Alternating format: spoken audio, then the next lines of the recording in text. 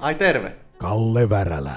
Olette saavuttaneet jo uskomattoman paljon, vaikka olette vasta opiskelija. Poikkeuksellisen tarkka otteesi tällä alalla on tehnyt vaikutuksen kaikkiin, joiden kanssa olet työskennellyt. Mikä on salaisuutesi?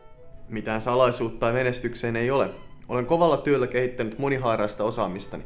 Tarkoitukseni on aina mennä siitä, missä aita on korkeimmillaan. Olet ollut mukana tekemässä jo ainakin 5 eri peliä, joissa pääsit hyödyntämään koodaustaitojasi, graafista näkemystäsi ja ongelmanratkaisukykyjäsi. C-Sharpin, C++, Javan ja web-pohjaisten kielten lisäksi hallitset vielä englannin, japanin sekä perusteet Saksasta, Ruotsista ja Ranskasta. Voiko kaltaisesi lupauksen kanssa kukaan edes kilpailla?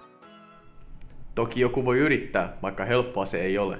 Tie menestykseen tällä alalla ei ole helppo. Rautaisen ammatillisen osaamisen lisäksi työntekijän tulee olla henkisesti vahva, paineensietokykyinen ja vuorovaikutustaidoiltaan jumalainen.